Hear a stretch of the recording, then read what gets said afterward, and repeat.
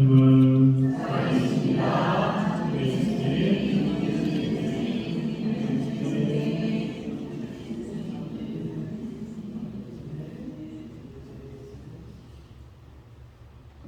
네, 잘 보셨어요? 네. 오늘은 오시면서 보셨겠지만 분당에 이런 저런 행사들이 많아서 조금 분주한 그런 아침이네요. 근데 오늘 세례자 요한 대축일입니다. 혹시 세례자 요한? 아들이 세례자 요한이시고, 그러면 좀 많이 계실 것 같아요, 그죠? 집에 있는 요한들이 많겠네요, 그죠? 네, 그래요. 세례자 요한은 이제 여러분들이 너무너무 잘 아시겠지만 그 세례자 요한에 대해서 설명을 하자면 우리가 두 가지 정도로 한번 생각을 해볼 수 있을 것 같아요. 첫 번째는 그의 출생의 신비죠. 오늘 우리가 복음에서 들은 것처럼 그 엘리사벳이 나이가 많은 그런 여자였음에도 불구하고 성령께서, 하나님의 성령께서 그의 중에 아이를 점지해 주신 거죠. 그래서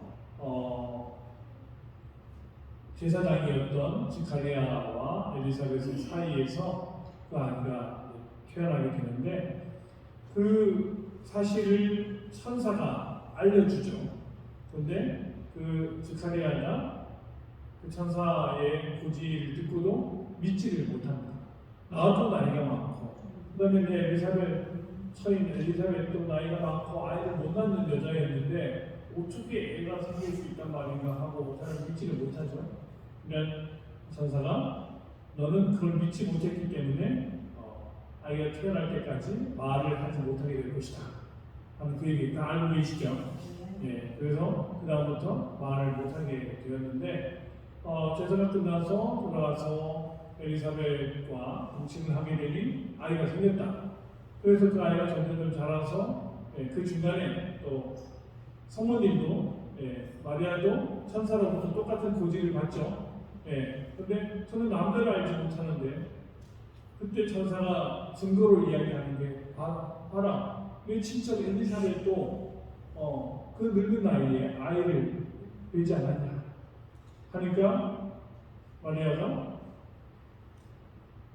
그 사실을 알고 엘리사벳을 찾아가잖아요. 그죠? 그래서 그 두 복된 여인이 만남과 동시에 그 태중에 있는 세례자 요한과 예수님도 만나는 그런 시간들이 있었죠. 그래서 어쨌든 이제 해산달이 차서 아이가 나왔어요. 세례자 요한이 나왔습니다. 근데 요한이라고 하는 이름은 하나님께서 사랑하시는 자라고 하는 의미가 담겨 있어요. 그 이름의 뜻이 하나님께서 사랑하시는 자. 근데 그 하나님께서 사랑하시는 자 요한이 태어났습니다. 그래서 친척들이 그 모든 일들을 기뻐하면서 자, 아기 이름을 이제 그 유대민족들은 그 아버지의 이름을 따서 이름을 짓는 경우들이 많아요. 그래서 바르톨로메오 뭐 이런 이름도 있잖아요, 그렇죠? 근데 바르라고 하는 말은 이제 아들이라는 뜻이에요. 그러니까 바르톨로메오 이러면 톨로메오의 아들 이런 의미인 거예요.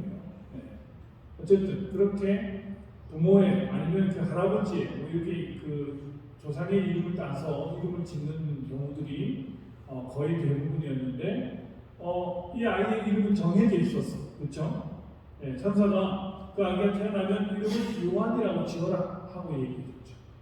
그래서 엘리사벳이 안 됩니다. 아이 이름을 요한이라고 지어야 됩니다. 그러니까 사람들이 아니 당신 집안에 그런 이름이 없습니다. 근데 왜 그런 이름을 지으려고 그래요? 그래서 스가랴에게 손짓으로 물어보죠. 아기 이름 뭐라고 할까요? 그러니까 스가랴가 그래서 해달라고 해서 거기다가 그의 이름은 요한이라고 굉장히 의미가 있는 글이에요. 그의 이름은 요한. 이 얘기가 뭐냐면 하느님께서 우리 나의 삶을 주관하시고 나의 삶을 이끌어 주시는 그 모든 섭리에 내가 온전히 순명하겠습니다라고 하는 선언이잖아요. 그 얘기는, 그죠? 굉장히 의미가 있는. 내 이름은 요한. 그러니까 사람들 잘 놀라워했죠. 그런데 그 더 놀라운 일은 그 즉시 하나님의 섭리에 순명하는 선언을 하자마자 주나리아의 우리 주나리아 회장님 계시는데 즉시 해가 풀리고 일이 풀려가지고 마을을 향해 돌았다. 사람들이 너무 깜짝 놀랐어요. 그러면서 아니 도대체 이 아기한테 무슨 일이 벌어진 걸까? 도대체 이 아기를 통해서 하나님은 무슨 일을 할 것인가 하고 모두가 궁금해하면서 그 귀추를 주목하게 되었다 하는 그 출생의 신비가 있어요. 여러분들이 태어나실 때도 그랬습니다. 여러분들을 이 세상에 내어놓으시면서 하나님께서도 엄청 기대하시면서 얘가 앞으로 자라서 어떤 일을 하게 될까? 얘가 자라면서 또 자라서 나의 이름을 드높이는 그런 일을 할 녀석인가? 하면서 지금도 하나님께서는 우리를 이 세상에 내어놓으신 하나님께서는 지금도 우리에게 기대를 하고 계십니다. 그러니까 여러분들도 하실 일이 참 많으신 거예요. 그러니까 방심하지 말고 여러분들이 해야 할 일을 하셔야 돼요. 자, 그리고 두 번째는 소리예요. 소리.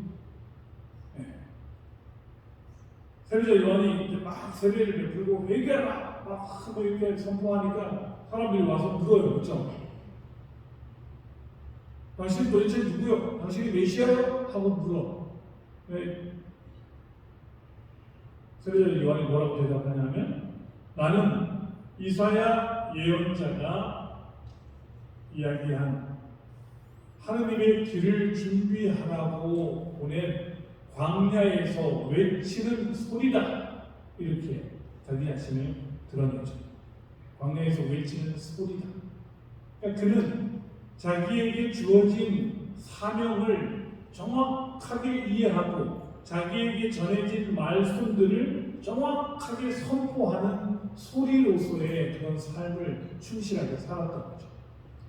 그러니 그는 자신이 무엇을 이야기해야 할지, 무엇을 선포해야 할지 정확하게 자신의 사명을 알고 있었던 거예요. 그래서 그는 두려워하지 않고 헤로데 왕에게 당신 잘못하고 있습니다 라고 직언을 할 수 있었고 그리고 그의 그런 직언들을 헤로데 왕은 괴로워하면서도 들었다 그랬어요. 물론 그렇게 이야기하다가 헤로디아의 관계에 걸려서 순교를 하긴 했지만 그럼에도 불구하고 그는 자신이 이야기할 바를 정확하게 이야기하는 사람이었다. 이 세상에 수도 없이 많은 소리들이 있어요. 그죠? 여러분들은 어떤 소리들을 듣고 있는지 또 어떤 소리들을 따라가고 있는지 어떤 소리에 귀를 기울이고 있는지 한번 성찰해 봐야 되겠죠. 그리고 또 성경에는 우리가 아는 무척이나 아픈 소리도 있어요. 그죠? 그 소리가 무슨 소리냐면 바로 십자가에 못 박으시오 하는 그런 소리가 있었죠.